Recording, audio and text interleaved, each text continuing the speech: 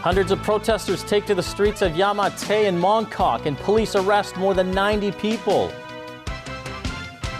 21 new COVID-19 cases in the city, with 5 of the 15 local infections detected through the community testing program.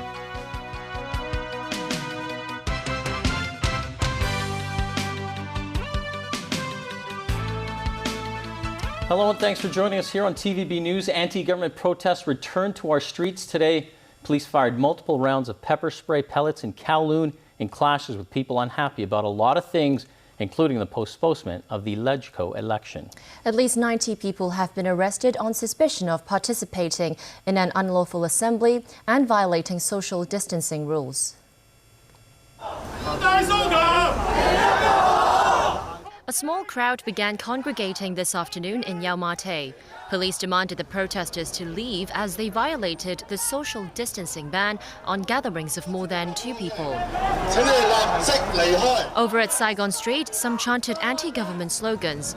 Police stopped and searched about 20 people. On Jordan Road, a demonstration against the postponement of the LegCo election, which was originally scheduled for today.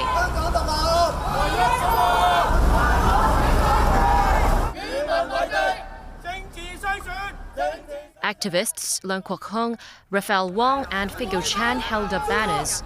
Police asked them to leave, but they continued to charge towards Yau Ma Tei, with dozens following their lead. Officers searched their belongings and later arrested the trio. Over in Mongkok, scuffles broke out near Langham Place. An hour later, police were clearing up roadblocks set up near Argyle Street. Nearby, an angry group shouted at police and threw water bottles at them. Officers dispersed the crowd with pepper spray pellets. Officers later explained that umbrellas were also thrown at them, which could have injured bystanders and reporters at the scene. Police later stopped and searched a man and a woman on Shantung Street. Officers tried to carry out a body search on one woman, but she resisted. Just across the street, another woman in a reporter's vest fell onto the ground. Paramedics soon arrived and took away the injured person. More clashes ensued. Police again responded by using pepper spray pellets. The vice chairman of the pro-democracy People Power Group has been arrested on suspicion of using seditious words. He was detained after the force's National Security Unit searched his residence this morning. But police say Tam Tak Chi was not arrested for national security offences, but for allegedly uttering words that could incite hatred towards the government. They said the suspected offences took place at public gatherings between June and August. Police say Tam may face further charges. The wordings he used during the street booth, the propaganda, I said, is bringing to the hatred and the contempt against the government, and also is to raise the discontent and the disconnection among the part of the Hong Kong people. And for this reason, we arrest him for the uttering of the seditious words. The city saw a surge of coronavirus cases today. 21 cases were reported, including 15 locally acquired infections and 6 imported cases. Now, one more elderly patient passed away, bringing the death toll to 95. Dong Yao-ne has more details. Despite a surge in COVID-19 cases today, health authorities seem to remain calm. We do have some fluctuation day by day of the number of cases, so we have to observe for a few days more to see whether there's an increasing trend or what.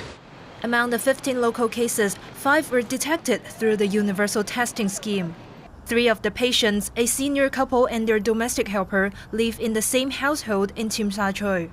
They developed headaches and sore throats in turn and visited a private doctor, but weren't diagnosed until they took part in the universal testing scheme. The other 2 patients are a 60-year-old housewife who lives in Tongchong and shows no symptoms, and an employee of the Jinling Palace restaurant in Wan Chai. The restaurant has remained closed for some time. Among the cases with unknown sources, 2 involve people in custody. One of them is a 54-year-old man who initially tested positive yesterday. He was admitted to Siu Lam Psychiatric Center last month.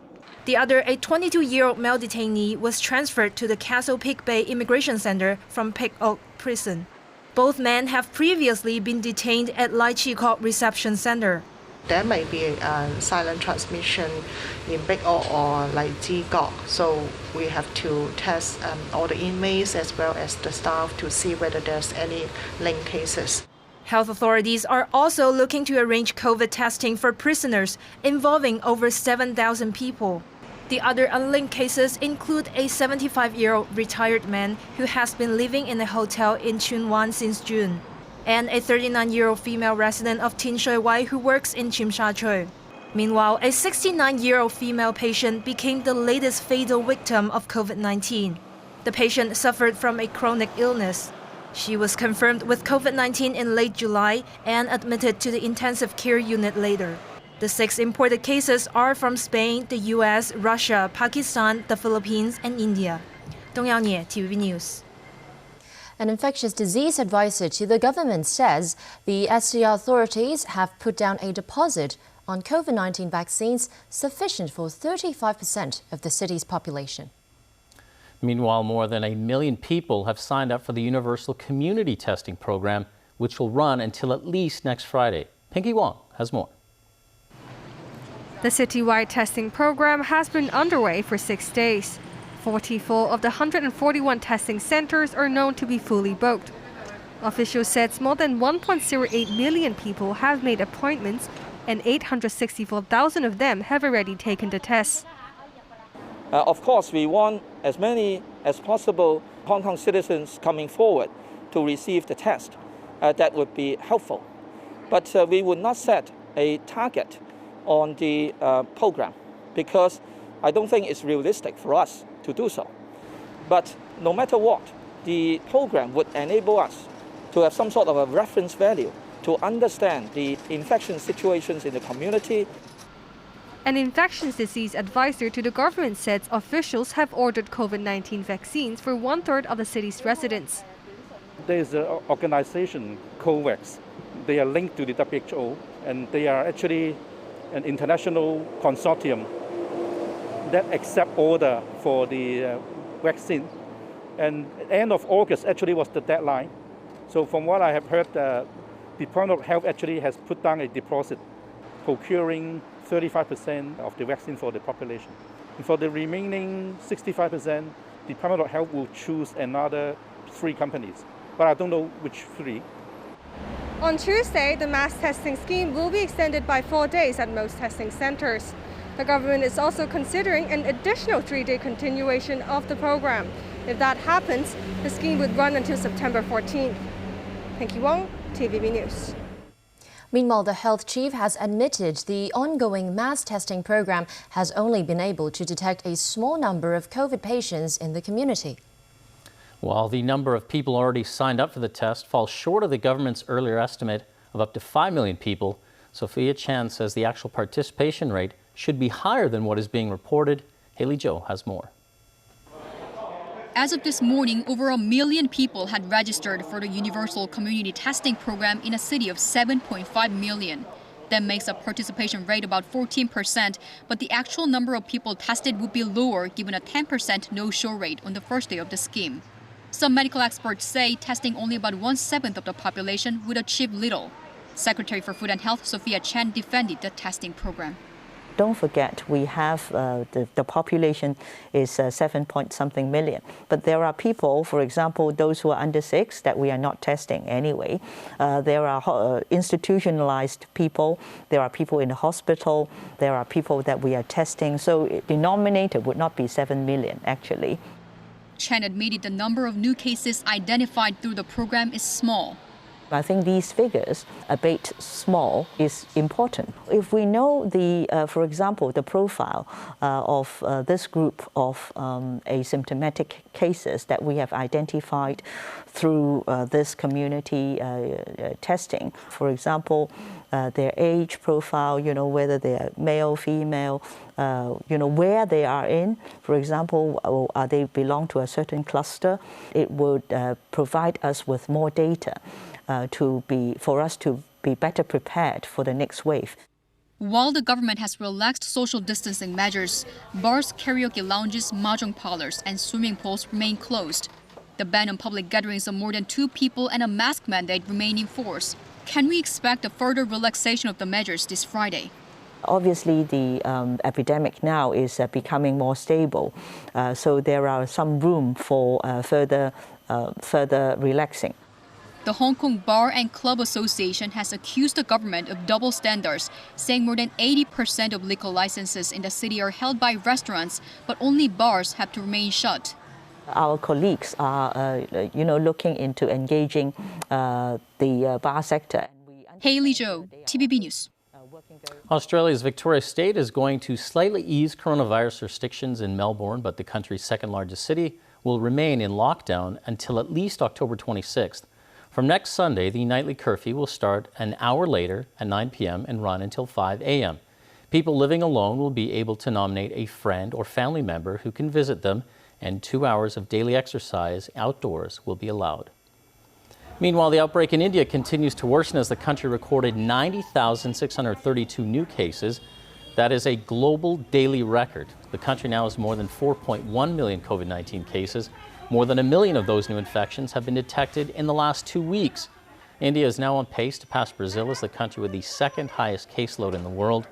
The outbreak comes as the country tries to ease restrictions to stimulate a stumbling economy. Police are on the lookout for a single suspect after a series of stabbings took place in the city of Birmingham. Police believe the incidents, which took place between 12:30 a.m. and 2:20 a.m. in the city center, are linked. 1 man died and another man and woman suffered serious injuries. 5 others received non-life-threatening injuries. Chief Superintendent Stephen Graham said the attacks were not terror-related. Parts of Birmingham City Center have now been cordoned off and a murder probe has been launched. Facebook has prevented a terminally ill French euthanasia campaigner from live streaming his own death. Alain Koch, who has suffered from a degenerative disease for 34 years, said he would find another way to broadcast his death. He has refused to eat, drink, or take medicine in a bid to hasten the end of his life. Koch wants his death to be seen by the public in order to put pressure on the French government to lift its euthanasia ban.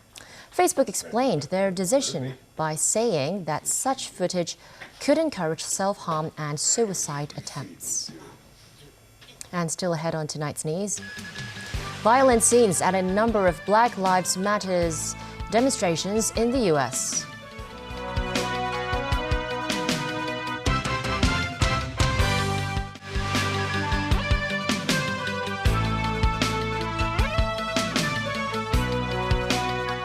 Welcome back to TVB News. Demonstrators and police clashed in Rochester, New York during protests over Daniel Pruitt's death. He was a black man who died earlier this year after police placed a hood over his head and held him down. The state's attorney general wants to force a grand jury to investigate the death. In Rochester, New York, police used batons, pepper balls, and tear gas to push back protesters. Demonstrators were chanting Black Lives Matter and Daniel Pruitt, a reference to the black man who died after an encounter with police in March. He was running naked through the streets before being confronted by police. It was the 4th night of protests, which came after Pruitt's family released body camera footage showing officers pinning Pruitt to the pavement and restraining him with a hood. Pruitt asked for the mask to be removed and died a week later at hospital. The medical examiner ruled the death a homicide caused by complications of asphyxia in the setting of physical restraint, with intoxication by the drug PCP a contributing factor. 7 police officers were suspended over the arrest. The state's attorney general has moved to impanel a grand jury to investigate the death. Rochester police said the officers followed protocols. The demonstrations are the latest over racial injustice and police brutality to sweep across America. The protests began in late May after George Floyd, a black man, died after a Minneapolis police officer knelt on his neck for nearly 9 minutes. In Portland, Oregon, demonstrators have been holding rallies for 100 straight days. Police used tear gas to disperse crowds Saturday night. Officers said police were participating in an unpermitted demonstration. In neighboring Washington state, a memorial was held for 39-year-old Aaron J. Danielson. Danielson was killed last weekend in Portland while taking part in protests countering the Black Lives Matter movement. The man who killed Danielson was shot and killed by police as they tried to arrest him. Rescue workers digging through the rubble of a building destroyed in last month's Beirut port blast said Saturday that a survivor is unlikely to be found. This after searching for a third straight day. The rescue attempt was sparked last Thursday after audio technology used by a Chilean search team picked up faint sounds under the rubble of a collapsed building. The head of the volunteer rescue group in question said Saturday that 95% of the rubble had been examined. He added there were now no signs of life and that the mission would now focus on finding possible remains of the victim. The blast in Beirut on August 4th killed around 190 people and injured 6,000 more. Experts are set to join efforts to salvage an oil tanker that burned for 4 days off the coast of Sri Lanka.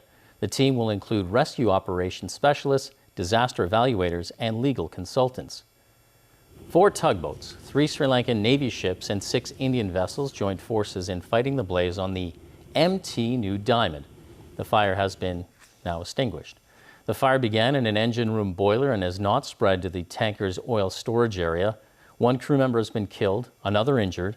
21 other crew members have been safely evacuated. Officials have warned of a possible environmental disaster if the ship leaks or explodes, while calling for help from the international community. And that's the news for tonight. Thanks for joining us. Good night.